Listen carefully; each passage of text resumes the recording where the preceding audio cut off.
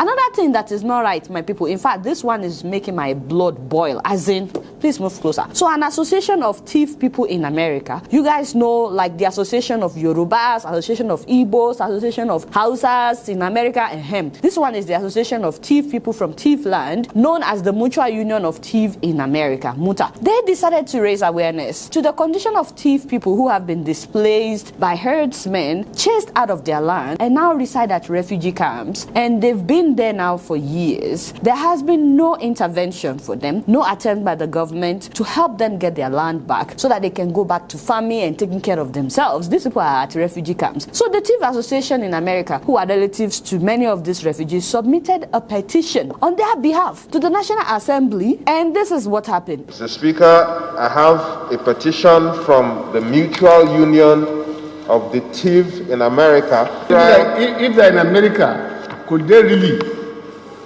be an interested party here? Do they really know what is exactly going on? Excuse me? Did he just continue? I don't want to make a blanket statement regarding those who are in diaspora. If this petition is coming from those who are within the country, I believe it has a very good standing. No, but these people living in America and then coming to lodge it now. Hold on just 1 minute. What is Alaji saying? No.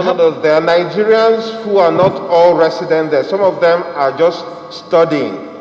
Some of them just went there to do courses. No, if you say they are Nigerians, they are Nigerians. But I don't know if you have a dual citizenship. If they have dual citizenship. They do not have dual citizenship. They are all Nigerian citizens. Wait. So what if they are residents in America? What if they even have dual citizenship in America? Why should that even matter? What if they have dual citizenship? So we no longer have a say in the affairs of our own country just because we live abroad? If they are Nigerians and living in Nigeria are bringing issues, I agree.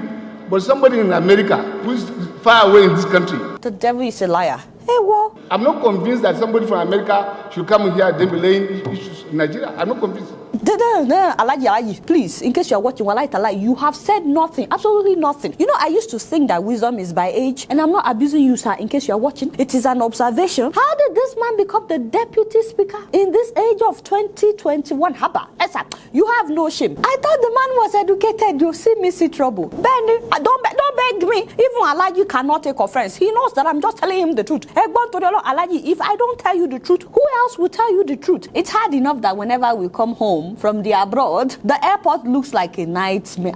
Common toilet paper sometimes you don't have inside your airport. You land like this, and the heat that greets you inside the airport makes you think that your village people have finally caught up with you. Common AC you refuse to put inside airport. Ben, we've been shouting all these years, but those are mundane things. We are not even allowed to vote because we live abroad. Other countries arrange for their citizens abroad, whether they have dual citizenship or not. They arrange for them to partake in the electoral process. And you know, I cannot blame them, all these lawmakers. They already know that if Nigerians abroad are allowed to vote, not just for the president, but for the lawmakers, many of them will not be sitting at the chambers today. They will not be there. But now they are saying that we cannot even submit a petition, which is just to remind them to do their job. They just don't want to be responsible to the people at all. But when it comes to collecting money from these Nigerians living abroad, you have no problem with that. Hey, my dear, how much did Nigerians send home in 2019? Just 2019, $17.5 billion.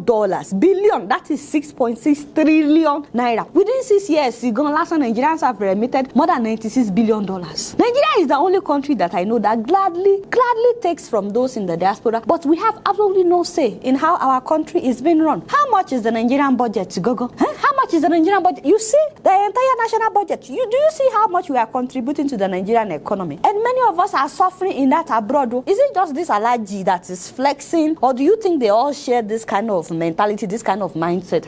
Papa, what a shame. Alaji, I'm ashamed for you if you are not ashamed for yourself. Know that every Nigerian has a right to say something at the chambers. You are supposed to be representing us, not to be telling the man to keep quiet. In case you are watching, you need to look into this matter, because you come to the abroad, you tell Nigerians to come back home that all is rosy, everything is fine. You see, I hope that the federal government is aware of what these men are doing at the chambers. I'm so mad because they did not even allow the man to submit the petition. They didn't even look at the petition at all. Honorable Magbila, be guided. I'm not convinced that we need to take that petition. Thank you. Whip. Take your seat.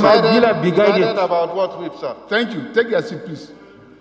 Like, wow, just like that. They told him to be guided, and they ordered him to sit down.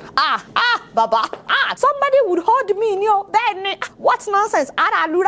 Now, the least you can do is listen. You are there to represent Nigerians, whether at home or abroad. And the moment that one Nigerian does well abroad like this, these same people, they will start claiming him or her as a Nigerian. You have no shame. Have we not been to the refugee camp that the man was? We've been there. I don't live in Nigeria, but myself and some members of Kawa Foundation, we went all the way to where these refugees are just to see the condition where these people are living. These were people that were well-to-do. These were people that had their farms. They were doing well on their own until the herdsmen came and drove them away from their lands. And can you imagine the condition that these people are living? And the sad thing is, many of these lawmakers have never been to these refugee camps. They don't even know what these people are going through. They've never been there. Just come on, drive to Benue, drive to Tifland, go and see these refugee people. No, they will not do that. But you know, the truth is, they've not even listened to the Nigerians living in Nigeria. So why should we expect them to listen to those living abroad?